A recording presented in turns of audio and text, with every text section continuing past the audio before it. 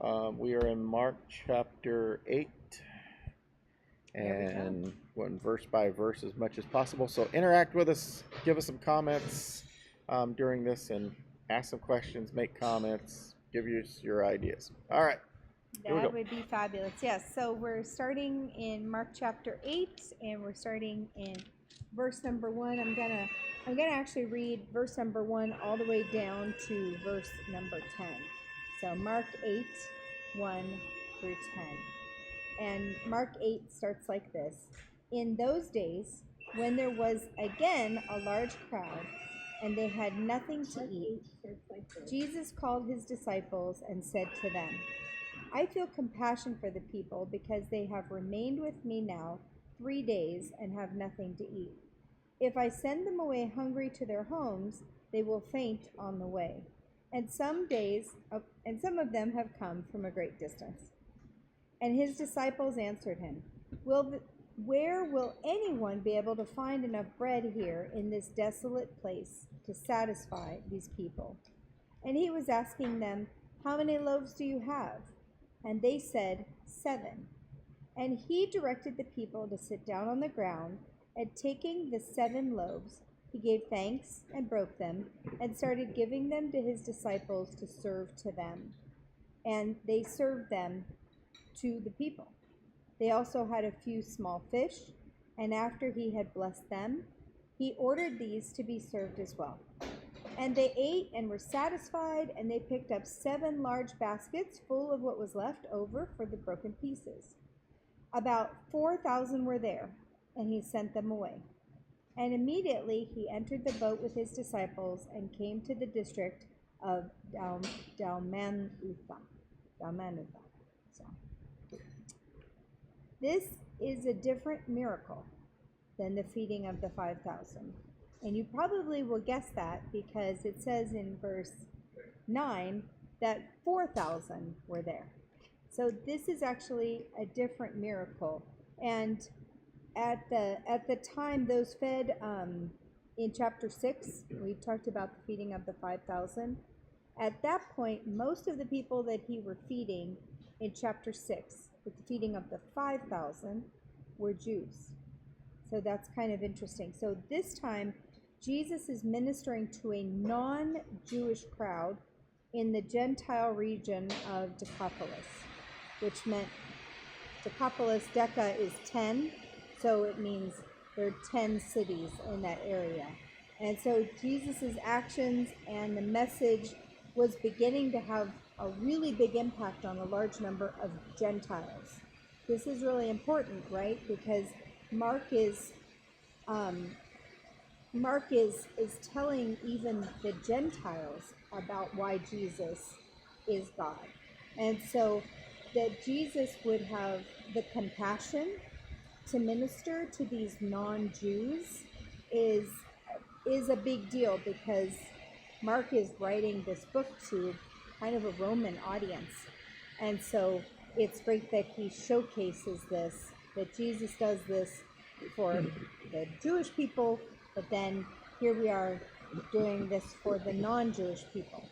But do you generally know that there were 2 big feedings? Like, does everybody know that? Now that I know that, like, I can't unknow it, right? But there's the feeding of the 5,000, Mark chapter 6, feeding of the 4,000, Mark chapter 8. So I don't know, you could just put in the comments if that's a new concept to you, or if you didn't ever know that before. But there are 2 feedings. Yep. As we said before, there's some construction going on around here, so if you hear the noise, just, hey, we'll talk louder than the construction, but we're getting some stuff done around here, so that's awesome. Just happens to be at the same time we're doing our live stream. All right, so a couple of things about the feeding again, and we've already preached on this last Sunday, taught on it before several times, so you probably, if you've been following us, you kind of know these stories, but first of all, a couple things is the disciples just went through this and they still didn't get it the second time. Drives me crazy. It's like, why do you not think he can do it again? Except that's exactly how we are. Yeah. God does a miracle for us. And then as soon as we get in trouble again, we start weirding out again because we think he can't do it twice. Yes, God can continue to do miracles as much as needed. So keep that in mind. Second thing is he's given a great example again of how the church is supposed to operate. Jesus does the miracles and he lets us participate in it, meaning he did the miracle of multiplying the food, but he handed it to the disciples representing the church to go out and hand out the food. So he wants us to participate in that. I think that's just a great example there.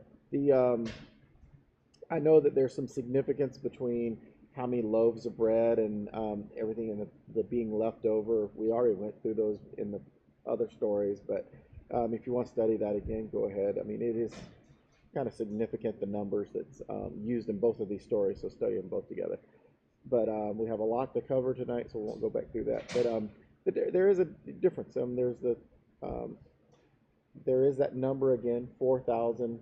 4 is 5,000, but then that's not counting women and children, so there's actually many more than that. So this was an amazing crowd, and I think as far as for us just to see, I think this is probably more of an example for us as a church to really focus on Jesus, let him do the miracles, participate when he asks us to do so, and then trust in him to do it, even if it seems like, oh no, you can't do another one. That was a big one last time. Can you do another big miracle? Yes, you can. And he did. All right. Yes, he did.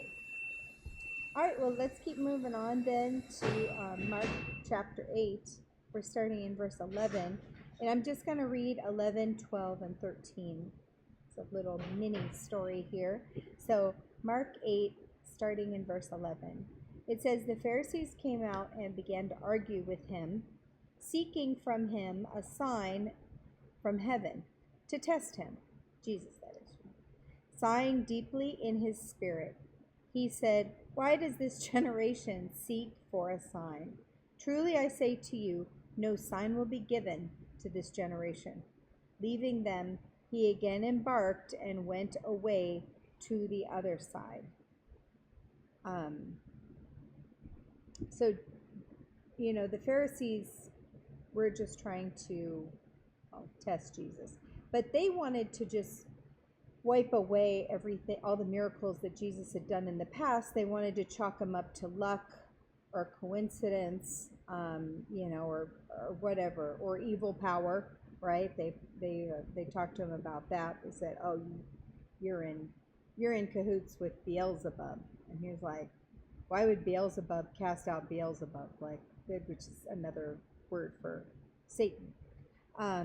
But so here they're demanding a sign, something only that God could do, right? They wanted to see something miraculous.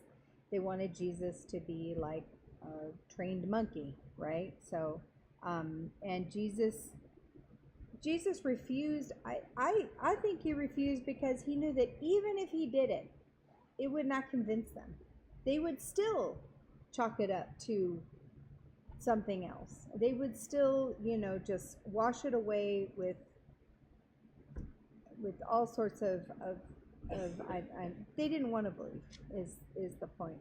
And so they had already decided not to believe. And so, hearts can become so hardened that they will not see,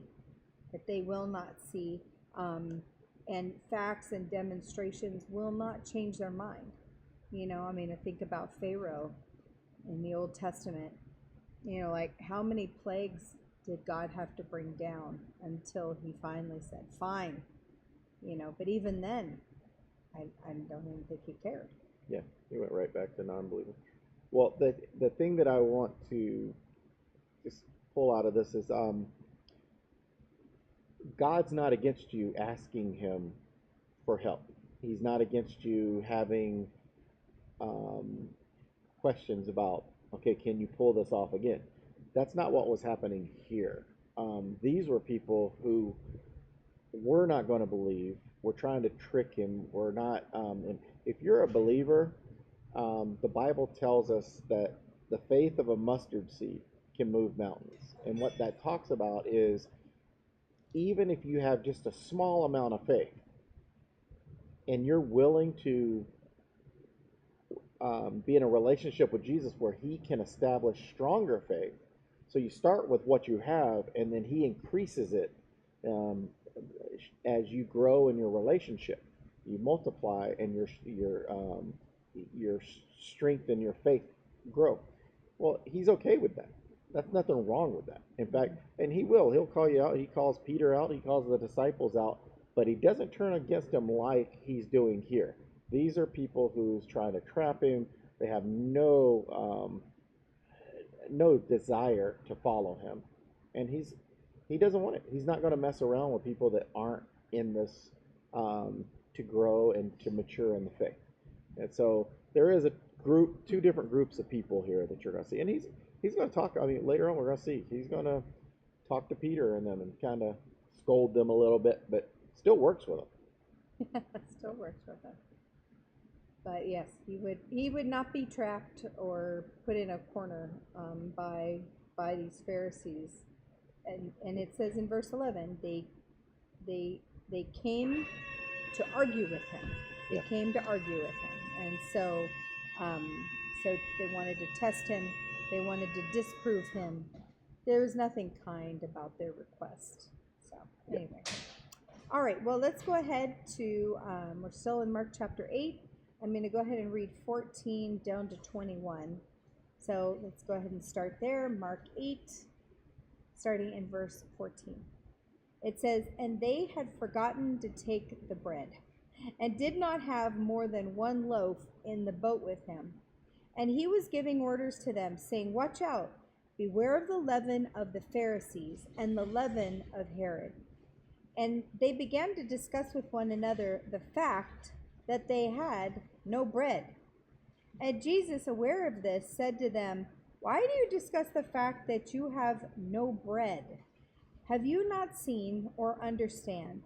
Do you have a hardened heart? Having eyes, do you not see? And having ears, do you not hear? And do you not remember when I broke the 5 loaves for the 5,000? How many baskets full of broken pieces did you pick up?' And they said to him, 12. This was back in chapter 6. 'When I broke the 7 for the 4,000, how many large baskets full of broken pieces did you pick up?' And they said to him, 7. And he was saying to them, 'Do you not yet understand?'" Do you not yet understand? So I have in my commentary here, I just wanted to read this part because, again, this is being written towards a Roman audience, not necessarily towards a Jewish audience. And so he is mentioning things here. So Mark mentions the leaven or the yeast of the Pharisees and Herod. So while Matthew talks about the yeast of the Pharisees and the Sadducees, because Matthew told about the same story. Mark's audience, mostly non-Jews, as we said before, would have known about Herod. That's why he mentions Herod. But they wouldn't necessarily know about the Jewish sect of the Sadducees. So Mark quoted the part of Jesus' statement that readers would understand. This reference to Herod may mean the Herodians, which was a group of people, a group of Jews who supported the king. Many Herodians were also Sadducees. And so this is like that back information, right? So he didn't say Sadducees because they wouldn't have understood that. Instead, he said Herod, which probably meant the Herodians. Largely the same group of people, but he wanted them, he was warning them about these people.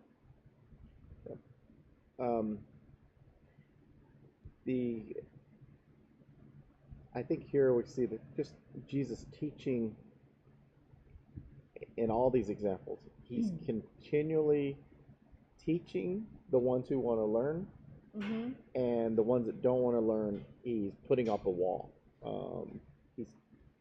He's just building this defense, I guess, to it, or a stronger offense. I don't know. But anyway, for the people that want to learn, like the disciples, even though they're kind of making mistakes, the whole thing about the bread, um,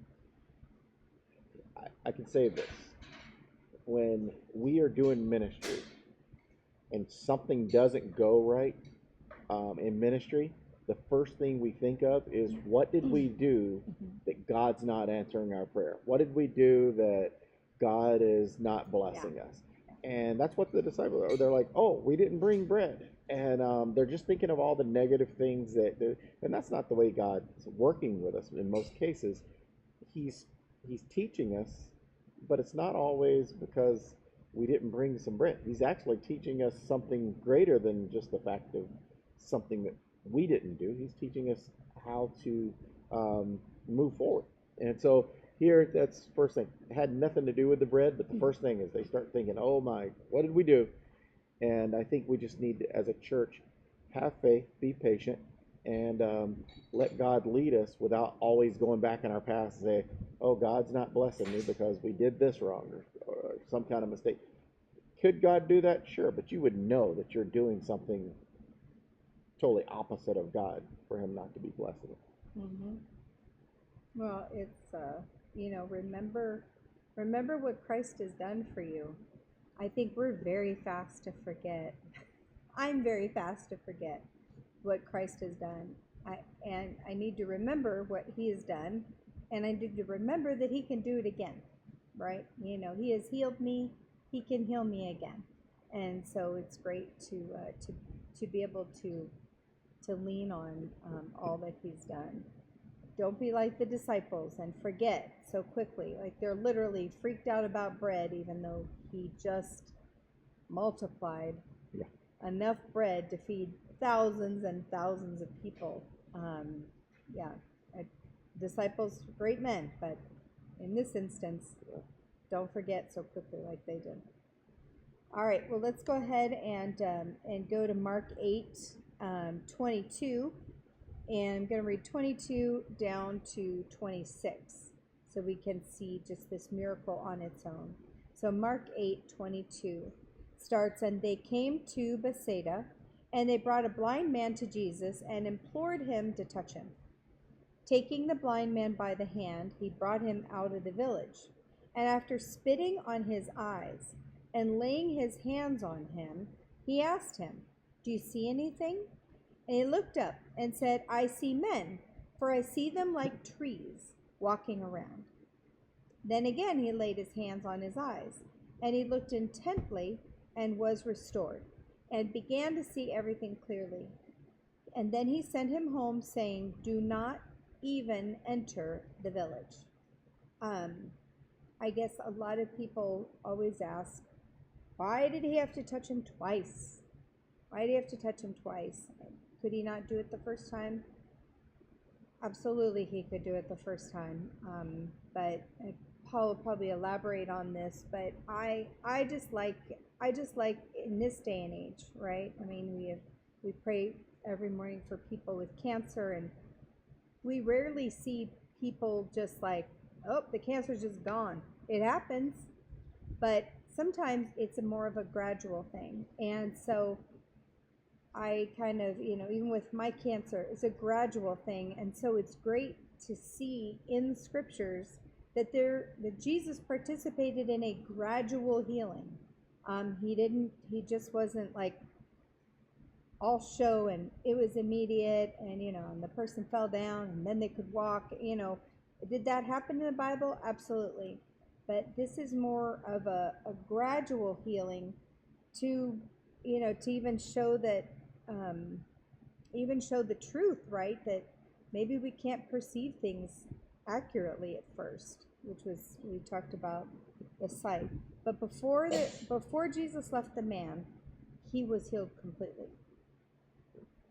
The couple of things I would just say is, first of all, he told the people earlier, or the disciples, he said, they will not see any signs. So to me, that's one thing. Bringing that down to this story, he had already said he's not going to show these people anything. So now this blind man is brought to him, and taking him, he took him out of the village. So that's the one thing. He took him away from the people, Yeah. the ones that just wanted to see a sign. So then he spit on his eyes. That sounds gross, but remember, eyes are dry. That's what causes the blindness. So if you've ever been in dry heat and your eyes dry out, it burns. So that moisture is good. I mean, it makes sense. So then laying his hands on him, and asked, "Do you see anything?" Um, he looked up and said, "I see men like trees." If you've ever heard me preach on this sermon, this text, it's how would a blind person know what people look like or what trees look like if they've never seen? So obviously, this guy was was not born blind. He's seen people before. He's seen trees before. So he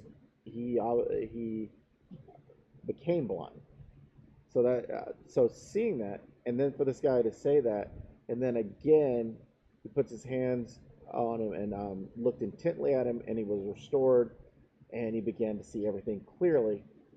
And I don't think, like some people think, oh well, that's the one miracle that Jesus couldn't complete the first time. I don't think that at all. I think he's showing again the disciples, he's giving them and us another example of a relationship with him. First of all, when you first become a believer, everything's not clear.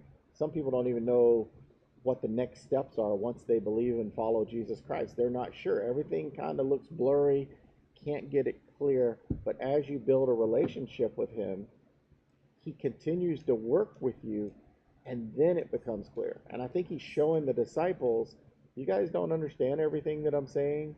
You don't understand the whole process, but you will. I'm going to work with you till you do. So I don't see this as this miracle not being able to be done. I think it was a great example for, hey, um, do you see now? And it's like, yeah, I kind of get it. But it's that working in a relationship with Jesus, he's continually working on us. And the more we grow in our faith, the more we trust him, the more we read scripture and study scripture, the more we start seeing clearly on what his intent is for our lives, for what's going on in the world, for the return that he will come back. So all these things become clear. They all become clear. I love it. All right, well, let's go on down to Mark 8, starting in verse 27. Hold on one second. Oh, I forgot this part. go ahead. The to back up my part where he didn't want them to see a miracle because no sign will be given to those people. He even told the guy, "Don't go back into the village." Oh, so yeah. It's like, hey, don't even show them that you can see now. And so he was making sure yeah, the front end and the back they're end. they're not going to be part of this He's amazing like, miracle. I don't want to deal with them. Yeah.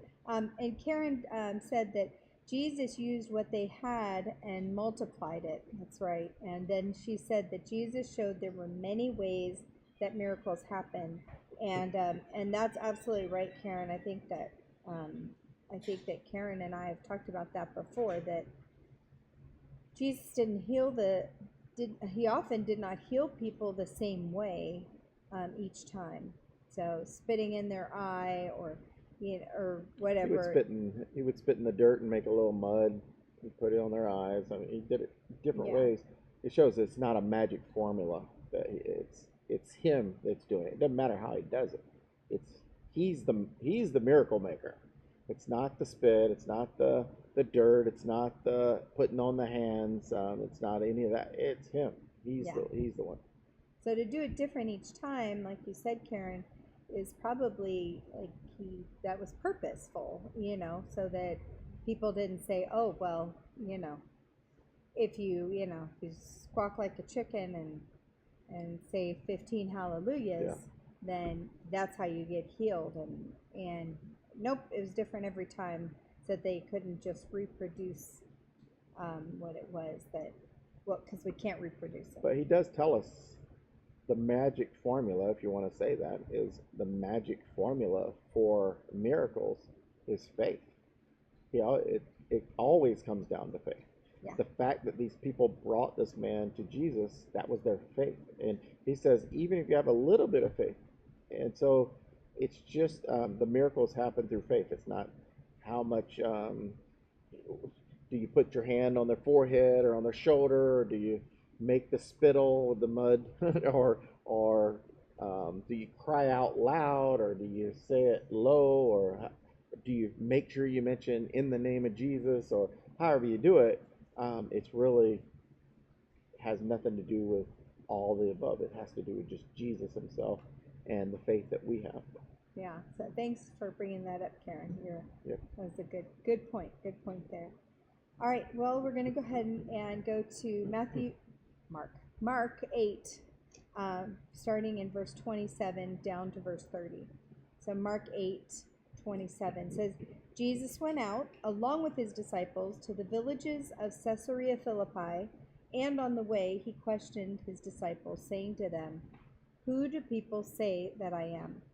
They told him, saying, "John the Baptist, and others say Elijah, but others one of the prophets." And he continued by questioning them, "But who do you say that I am?" Peter answered and said to him, "You are the Christ." And he warned them to tell no one about him. There's two Caesareas. Thanks, Karen's put in there what I just read, the verses I just read. There's two Caesareas, and this one, Caesarea Philippi, the ruler what's his name? Philip. That makes sense. So he added Philippi to the end of it, so people would be able to tell the two cities apart. There are many. I think there's a Springfield in every city or in every state of America. Springfield, Missouri, Springfield, Illinois. So he wanted to make sure that they knew which one it was. So he added his own name onto the back. This is an incredibly pagan city, where they worshipped a lot of gods, especially the ancient god of Pan, Pan. And so I think it's funny that Jesus would, on his way to this city, this largely pagan city, he would start to ask about, not just what others think, who others think that he is, but who they think that he is, right?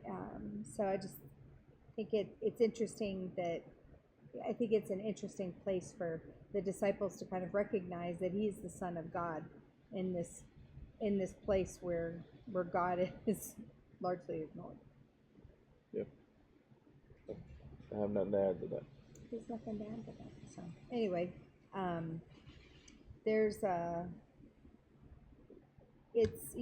my commentary says something. It says it's not enough to know what other people say about Jesus.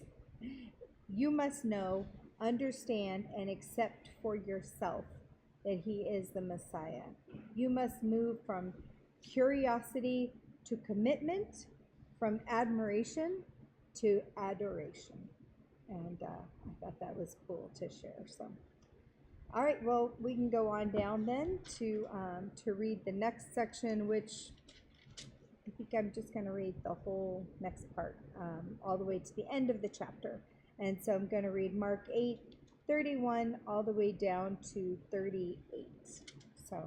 So Mark 8, verse 31 begins, "And he began to teach them that the Son of Man may suffer many things, and be rejected by the elders, and the chief priests, and the scribes, and be killed, and after 3 days rise again." And he was stating the matter plainly. And Peter took him aside and began to rebuke him. But turning around and seeing his disciples, he rebuked Peter and said, "Get behind me, Satan, for you are not setting your mind on God's interests, but man's." And he summoned the crowd with his disciples and said to him, "If anyone wishes to come after me, he must deny himself and take up his cross and follow me. For whoever wishes to save his life will lose it. But whoever loses his life for my sake and the gospel's will save it. For what does it profit a man to gain the whole world and forfeit his soul? For what will a man give in exchange for his soul?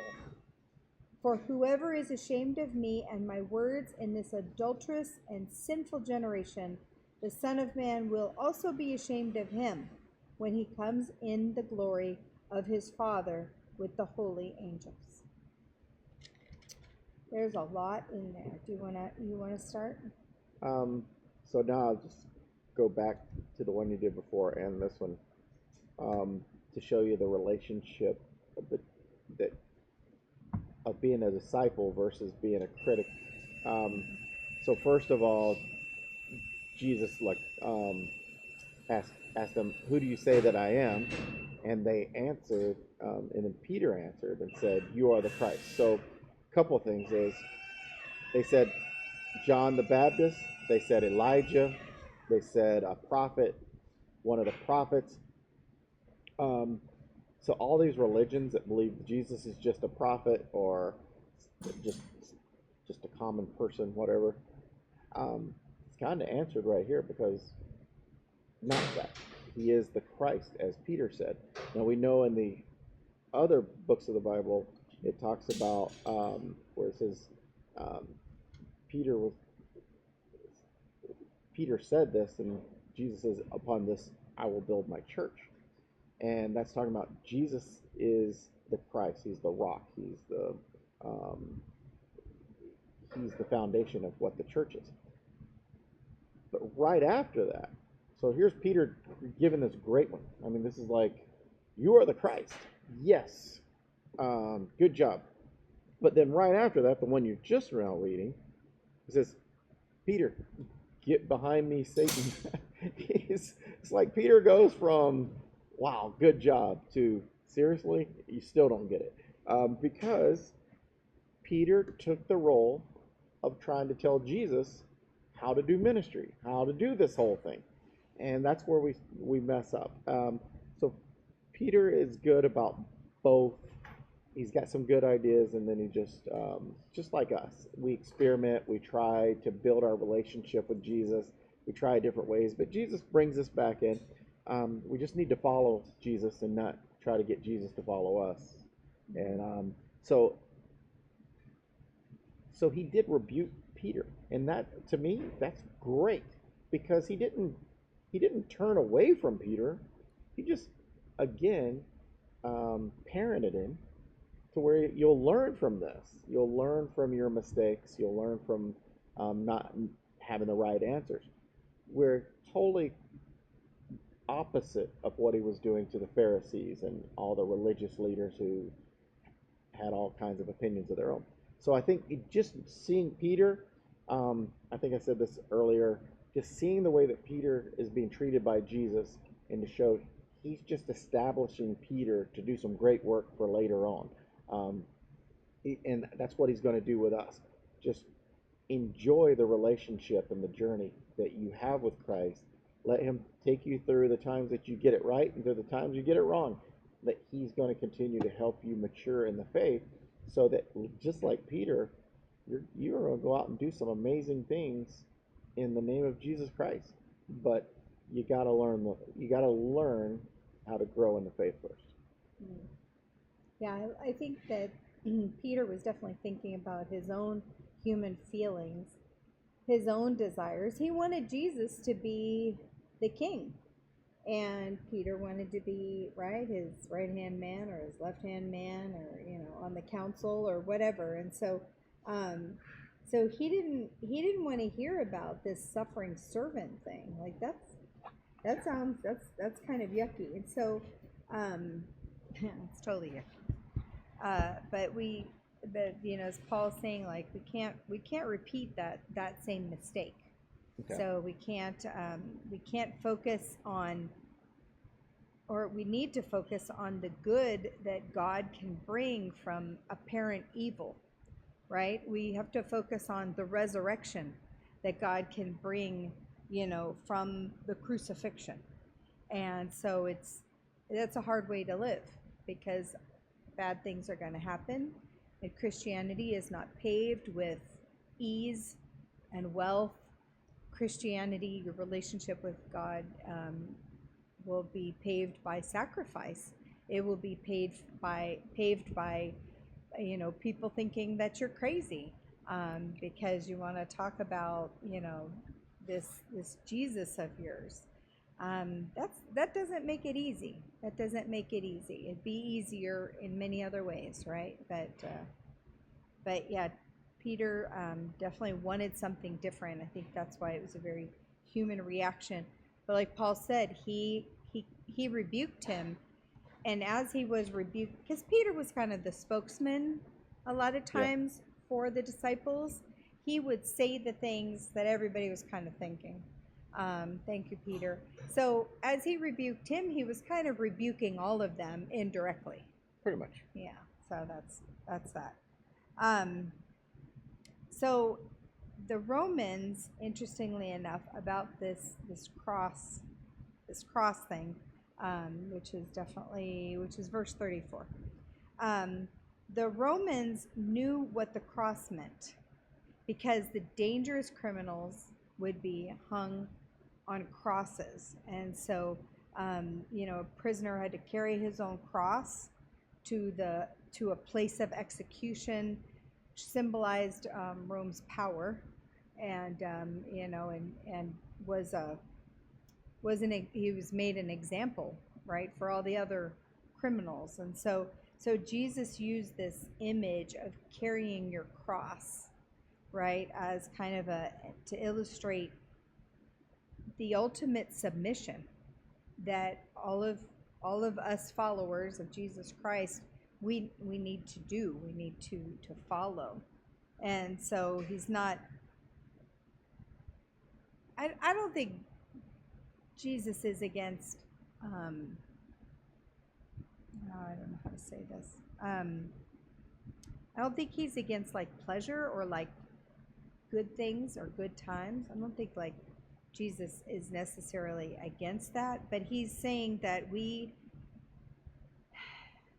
I don't know. What do you think I'm saying? I lost you. You lost me. All right. Well, I think Jesus is just making it seem, I don't know, that we have to follow him moment by moment, I guess, is kind of what I'm thinking. And even when it's hard, even when the future looks bleak, right? Because they're literally carrying their cross to their own execution. But he's like, this is what I need. This is what it takes to be my follower. That makes more sense. I hope I didn't lose you. Lost me for a minute. I lost myself for a minute. We're back. I was like, what is it that I want to say? God. Feel free to put in the chat like what carrying your cross means to you. Because maybe it means different things to different people. I've also thought in the past, I don't know what you think about this, Paul, but is that everybody has a different cross to carry, like a different sin that might trip them up, or does that make sense? Yeah. Everybody's not the same, and but God, I think what God, His word is bringing out here is it's not easy. It's not going to be easy. He's not promising easy. He's saying go through and let him go with it. And other place he says cast all your cares onto him. So that's as you're carrying your cross, you're unloading onto him and letting him be the power and the strength that you need to go through it. But it's the one thing, if you're ever going to recruit people to go into ministry or to dedicate their life to following you or whatever, I don't think you go out and say carry your cross, the world's going to hate you, people are going to turn against you. It's just not the terminology that you would lure somebody in. So the fact that Jesus is so straightforward with this Christian walk is if he's being just totally blunt and honest about it's not easy, but it's worth it.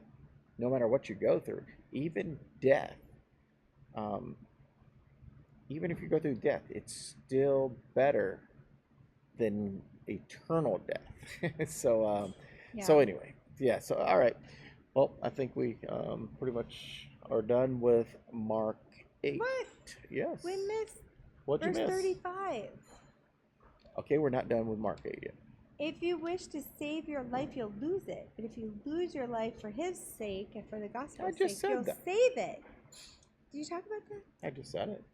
Oh, he just said it. I just said it. Even if you die, you don't have eternal death. There you go. Well, Karen says, ultimate living, a life of love that involves serving others. Absolutely. I love it. Yep. She's talking about, like, what does carrying the cross mean to Karen? And I like that. I like that a lot. And because a lot of people are just going to spend their whole lives seeking pleasure, seeking their own things, their own, like what it is that they want. They're going to center themselves on possessions, on power, on pleasure, all of these things. And whatever you have on earth is temporary. It's temporary. It can't be exchanged for your soul. And so that's what he's talking about. It's a very famous verse, right? In 36. What does it profit a man to gain the whole world and forfeit his soul? And so you are going to always have the options. You're always going to have lots of options to choose yourself, to choose your pleasure, your soul, rather than committing your soul to what God has for you. So Rich says, hey, good to see you guys. Good to see you too, man. Sorry, I'm paraphrasing. Anyway, but I think Jesus is always going to turn the world's perspective upside down. We talk about how his kingdom is upside down, and rather than him being, he is the king, he is the creator, but he is the ultimate servant leader. So he is always changing the way that we see things, always changing the way that we think about things. And this, like selling, like gaining the whole world but forfeiting your soul is again one of those things where I feel like he turns logic on its head. And so it's, maybe you've been a Christian all your life and like this sounds normal to you, but realistically this is not normal to the rest of the culture or to the people thousands of years ago. That doesn't make a lot of sense, because you just want to be the best you can. You want to provide for your family the best they can. You want to be as rich, as powerful as you can. And he's like, for what? For what? You lose your soul? Like, that's not worth it. It's not worth it. Now we're done with Mark 8. Now we're done with Mark 8. I knew it. I just didn't feel Knew like it was we had coming. wrapped that up tightly enough. All right. I'm just saying. So anyway, We thanks did it. for letting me Yeah, that was Mark 8. add stuff at the end.